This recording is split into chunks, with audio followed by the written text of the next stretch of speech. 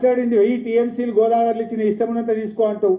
నిన్నని ఇంజనీరే ఆయన ఎవరో ఒక ప్రజెంటేషన్ ఇచ్చిండు, ఐ థింక్ డిడి గోదావరి ఆయన సుబ్రహ్మణ్య ప్రసాద్, నేను చూస్తూ ఉంటే వీడియోలో.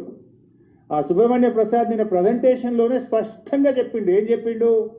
సార్, తెలంగాణ రాష్ట్రము 968 టీఎంసీలకు ప్రాజెక్టులు రూపకల్పన చేసింది.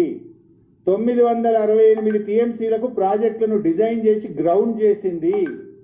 అందులో 946 టీఎంసీలకు కేంద్ర జలవనరుల సంఘం హైడ్రాలజీ క్లియరెన్స్ ఇచ్చింది. అంత స్పష్టంగా చెప్పింది. నువ్వు 1000 ఇచ్చిగా మొత్తం తీసుకుపోవటం ఏందాను? నువ్వు చంద్రబాబు ఇంకా నీకు చంద్రబాబును అడుక్కునే బుద్ధి పోతున్నట్లేదు. చంద్రబాబు దయా దాక్షిణ్యాల మీద బతుకు నీకు ఇంకా సోయిల్ నుంచి అలాగే బయటకు వచ్చినట్టు లేవు. నువ్వు చంద్రబాబు ఇచ్చేదండి 1000 టీఎంసీలు. It is our right.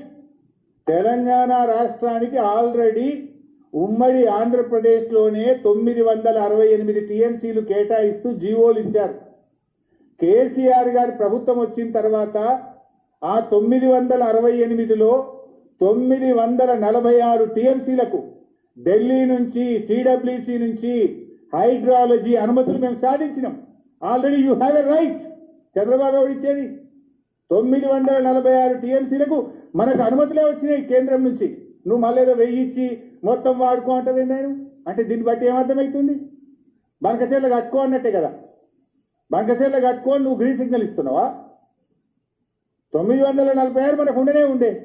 ఇంకో 20 టీఎంసీలది వార్దా, తమ్మిడిహట్టి వార్దా ప్రాజెక్ట్ సంబంధించి ఢిల్లీలో ప్రాజెక్టు పరిశీలనలో ఉంది. దానికి కూడా సూత్రప్రాయంగా కేంద్రం అంగీకరించింది. ఈ 946 కాక ఆ 20కి కూడా మన కాళేశ్వరం అనుమతి ఇచ్చేటప్పుడే ఆ 20 టీఎంసీకి కూడా సూత్రప్రాయంగా అంగీకరించిండ్రు.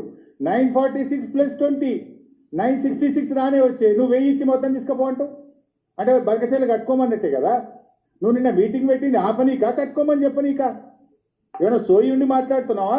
అకల్ నుండి మాట్లాడుతున్నావా? అకల్ కోల్పోయి మాట్లాడుతున్నావా? నువ్వు